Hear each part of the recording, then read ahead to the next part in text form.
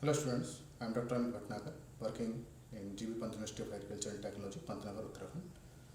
And earlier we have discussed about the nutrient classification based on requirement, that is macronutrient and micronutrient, mobility in soil, mobile nutrient, less mobile nutrient, immobile nutrient, and mobility in plant, mobile, less mobile, moderately mobile, and immobile nutrient, and their deficiency symptoms will appear, okay, based on their mobility. Now in this series, the nutrient classification of physicochemical characteristics, and this criteria may be very long, but in this criteria we will discuss only the metal and non-metal element, and generally one or two questions may be asked about the metal and non-metal essential nutrient. Okay, so there are two categories, metal and non-metal. So metal and non-metal, metal and non-metal. So there are different criteria to define metal and non metal की क्या होता है, उसके अंदर कैसे character रहते हैं, क्या रहता है. तो इन जनरली जो हमको जो एग्रीकल्चरिस्ट की तरह हम सोचें, हम केमिस्ट की तरह बिल्कुल ना सोचें, केमिस्ट्री बिल्कुल इसकी डीप केमिस्ट्री में ना जाएं, क्योंकि हमको इसका फिजिकल फंक्शन देखना है और थोड़ा सा इसका हमें क्या न्यूट्रिएंट एज ए इसकी इंपॉर्टेंस है एग्रीकल्चरिस्ट पॉइंट ऑफ व्यू से अगर हम देखें तो हम इसकी डेप्थ में ना जाएं, बिल्कुल हम बस ये देख लें कि मेटल और नॉन मेटल में कौन सी कैटेगरी होती है और मेटल नॉन मेटल क्या है. तो देखिए मेटल में जो होते हैं अधिकतर जो इसके बैलेंस इलेक्ट्रॉन होता है, बैलेंस इलेक्ट्रॉन वो इलेक्ट्रॉन है that electron which is present on outer orbit. जो आउटर ऑर्बिट में जो इलेक्ट्रॉन है उसको हम बैलेंस इलेक्ट्रॉन बोलते हैं, या इसे कह सकते हैं कि उस बैलेंस के साथ कितने कैसे वो दूसरे एलिमेंट के साथ एटम के साथ कंबाइन करता है. तो इसकी बैलेंसी इलेक्ट्रॉन जो होती है, बैलेंसी इलेक्ट्रॉन इज इधर 1 2 और 3, 1 2 एंड 3. तो इसके जो आउटर शेल में होगा तो 1 इलेक्ट्रॉन होगा, 2 होगा, 3 होगा. तो इसका आउटर 1 होगा, 2 और 3. ओके, एंड एटम क्या चाहता है, atom want to complete its octet. वो अपने ऑर्बिट में 8 पूरा करना चाहता है, या तो लेकर के या तो गेन करके, आइदर लूज करके. तो अगर वो लूज करता है, मैंने पहले बताया था शुरू के लेक्चर में, अगर लूज करता है तो इलेक्ट्रॉन को लूज करेगा तो उसमें क्या होगा, पॉजिटिव चार्ज बढ़ता जाएगा. तो इसमें क्या होगा, जब वैलेंस इलेक्ट्रॉन 1 2 और 3 है तो इसको 8 पूरा करने के लिए तो 4 5 6 7 8 पूरा करने के लिए इतने ज़्यादा चाहिए होंगे, या क्या करेंगे 1 2 3 को निकाल दे. तो ये निकालना ईजी है उसके लिए. तो इसमें इसकी बैलेंसी क्या बनेगी, फिर अगर हम इसकी बैलेंसी देखें तो यहाँ बनेगी +1, यहाँ +2 और बैलेंसी +3.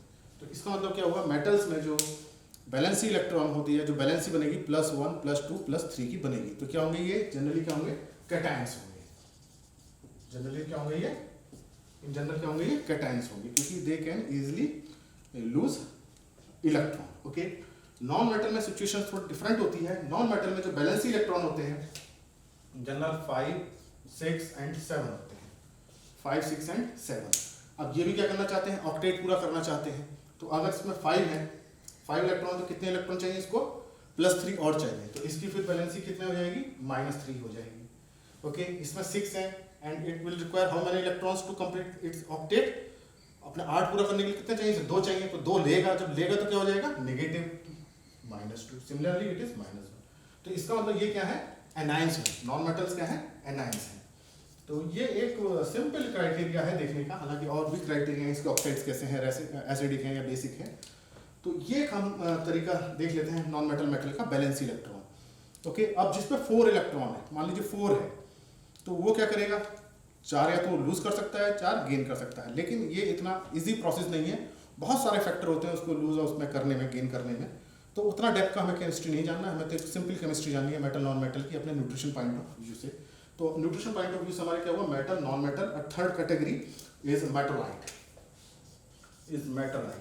मेटलाइट में क्या होगा, जनरली 4 इलेक्ट्रॉन्स होंगे और इसके जो करेक्टर्स होंगे intermediate between metal and non metal, दोनों के करेक्टर करेगा. तो जो पीरियोडिक टेबल देखते हैं तो जो मेटलाइट्स हैं वो 6 हैं, 6 मेटलाइट्स हैं. तो अब हम 6 को पढ़ने की में कोई ज़रूरत नहीं है, हमको केवल स्टडी करने की ज़रूरत है जो हमारे न्यूट्रिएंट इंपॉर्टेंट हैं प्लांट्स के केस में. तो अगर हम मेटलाइट की बात करते हैं तो इसमें देखिए वैसे तो 4 होनी चाहिए, इसकी बैलेंसी 4. तो कार्बन की कितनी होती है, 4 होती है, 4 बैलेंसी होती है, क्योंकि उसमें कितने इलेक्ट्रॉन है, 6 है. तो 2 4 का कॉन्फ़िगरेशन होता है. लेकिन कार्बन को मेटलाइट में कंसिडर नहीं करते, कार्बन को नॉन मेटल में कंसिडर करते हैं। मेटलाइट में जो कंसिडर करते हैं उसको मैं आपको बता रहा हूँ, ये है आपका boron, silicon and arsenic.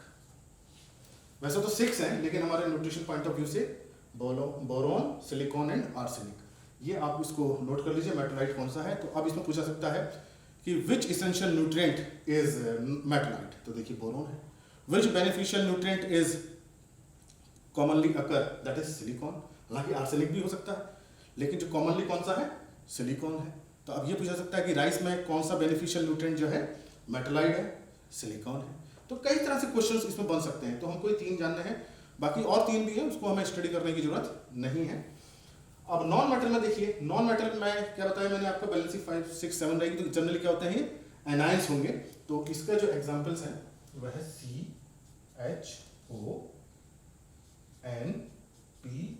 CHONPS, ठीक है, देन क्लोरीन। तो जो हमारे न्यूट्रिएंट, एसेंशियल न्यूट्रिएंट, तो उसमें देखिए जनरली क्या होते हैं, ये जो ऑक्साइड्स बनाएंगे, देखिए नाइट्रेट बनाएगा, फॉस्फेट बनाएगा, सल्फेट बनाएगा, ये क्या सारा नेगेटिव चल रहा है, क्लोराइड नेगेटिव बना रहा है।